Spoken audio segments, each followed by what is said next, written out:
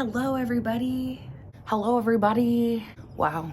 Why did iPhone like have to be this good? Like what? Oh, dang. Hey everybody, I'm back. I'm 29. It's 2024. I got wrinkles, but I am smoke free. Soup's cute, right, queens? Yes, look at her. Oh my god. Yeah. I don't want it if it ain't your touch. Anyways, welcome back everybody. It is Claire. So awkward. Okay, so it. All right, everybody. Hey, what is up? I am here today to discuss Trisha Paytas's new podcast with my favorite internet sensation, Loren Gray. So Loren Gray was on Just Trish this week. I just have to put this in here and I will put a picture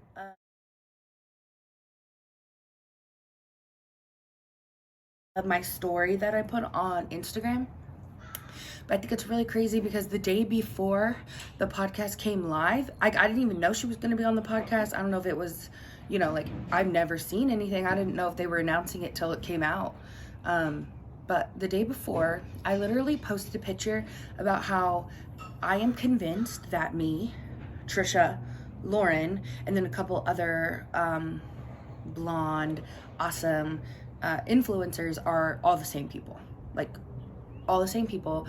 I hashtagged it BPD Queens or something like that. And I don't mean to like diagnose anybody, but as someone with DID, it's like, I think maybe not easier to recognize patterns, but I'm really attracted to people with similar personalities and struggles and pasts as me. It was amazing the next day to hear Loren Gray is going to be on Trisha's podcast and it's out today.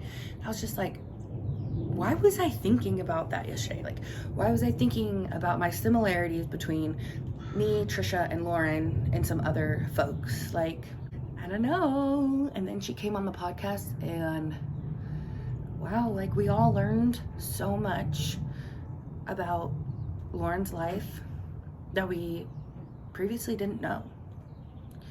And as someone who had everything up until like 2018, 2019, I was like doing amazing. I was on the best cheerleading teams. I was working as a cheerleader. I was coaching 2 cheerleading teams and they were on my teams. I was fit. I was feeling good. I was working at the tanning salon. Like, I had everything going for me. And then my trauma came out because I've done a lot of research, especially like for other people who've been diagnosed with DID like I have. It really takes a safe person because it's almost like we're all hiding from me, and I didn't even know about my alters, but when I felt safe, things came out and happened that I would have never expected because it was finally allowable. And I know that Loren just started dating someone who she really, really likes and treats her well. And I hope that for as long as it's great, they are great together. And hopefully that's forever. Me and Liam are forever. I can see how maybe she's ready to share these things because maybe she finally feels safe. Just a lot that girl who I've called perfect so many times has gone through. And I found Loren when I was first on Musical.ly.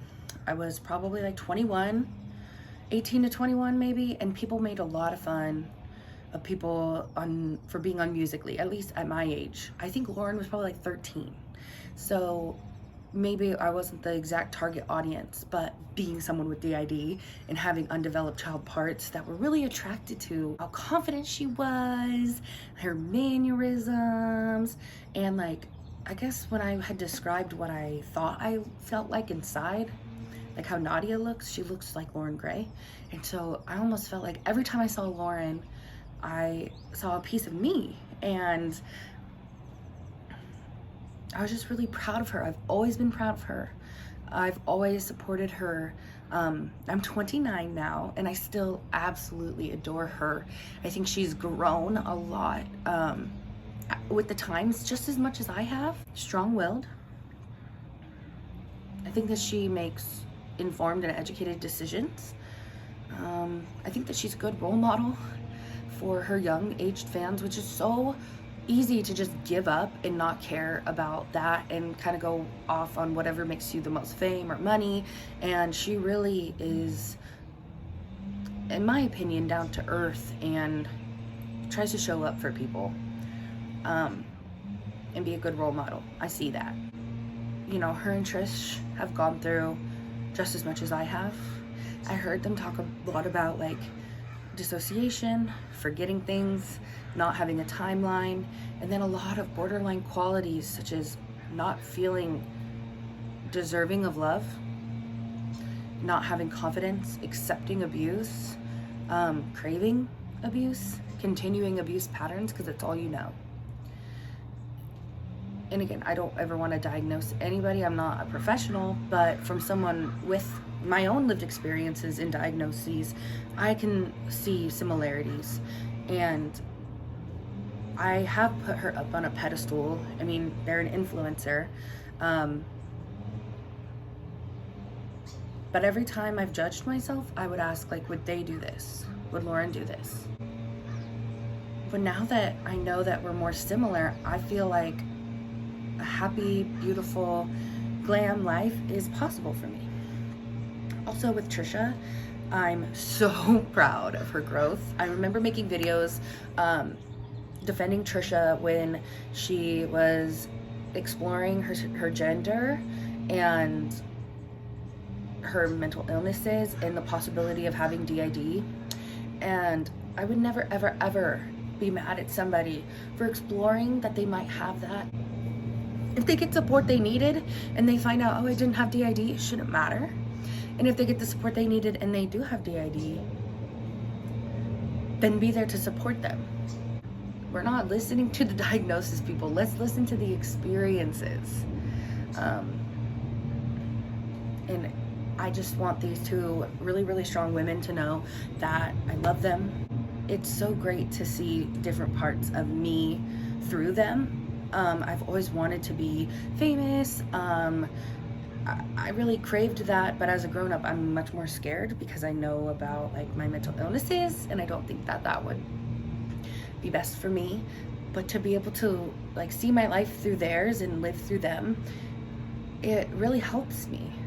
So I'm grateful for what they do and what they share. I really admire both of them. Strong women who stand up for what they believe in. And I was bawling, bro, like bawling in the podcast. Like that's like my friend.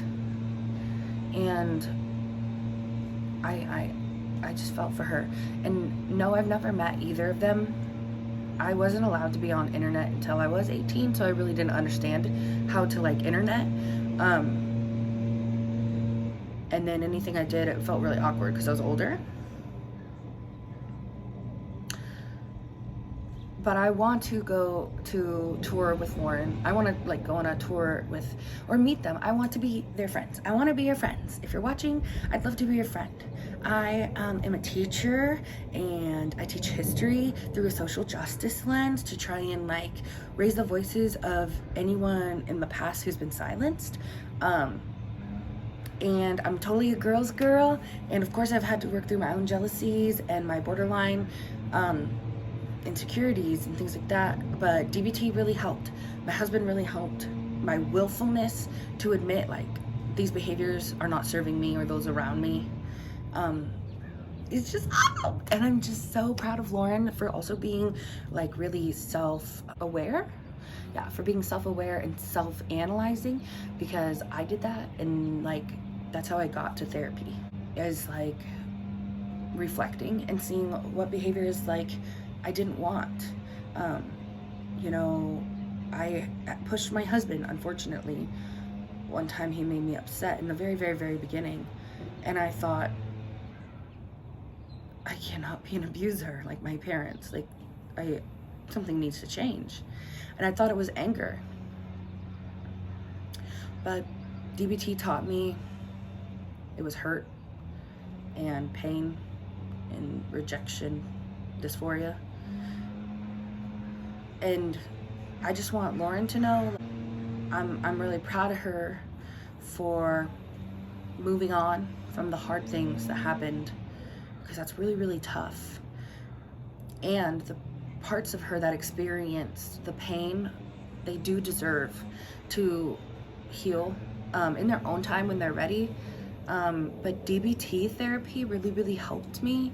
They're like kind of like study tools, and I think Loren would really like that, especially since she's in college. And they're applicable to everyday life. There's actual worksheets, which I really, really like. Like, they physically stopped me, you know, in a moment, and I could write and explain. And, you know, it wasn't just me psychoanalyzing. It was me using this structured tool to figure out, like, what the heck is going on? Because I know Loren, like, said, I know how I feel, I can't explain it. And I think DBT it saved my life. It absolutely saved my life. I didn't know there was a accepted thought of human beings are allowed to be loved and happy just because they're alive.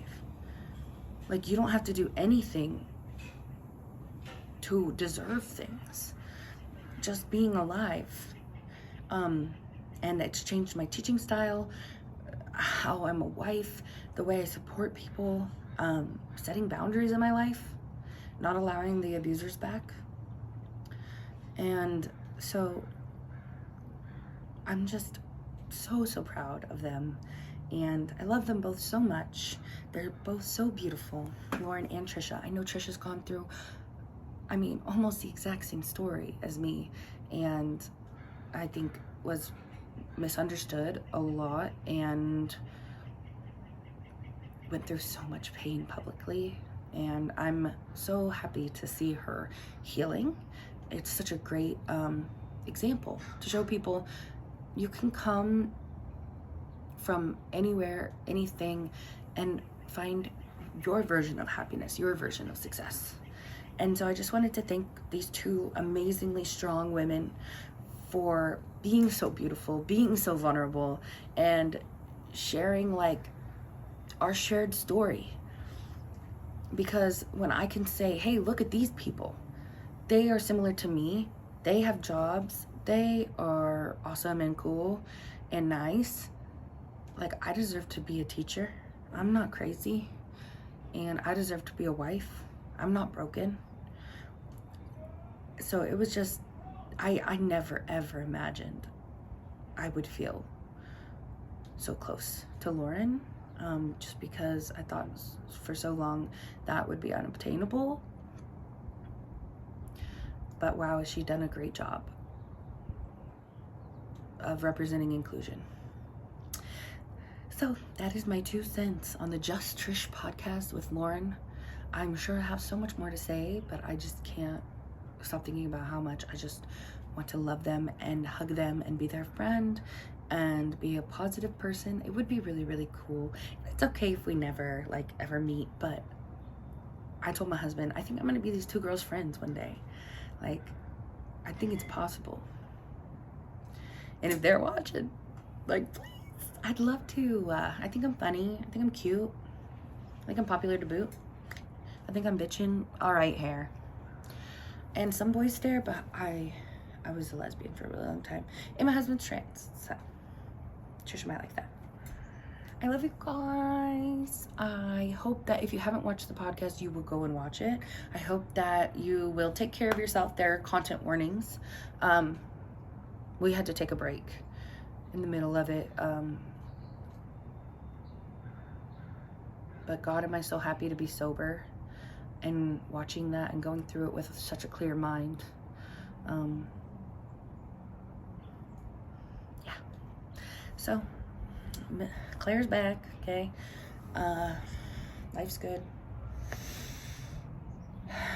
Thank you for following my journey. I hope that you have a great day, a great everything, and comment down below if you can relate to some of us women who've been through the ringer.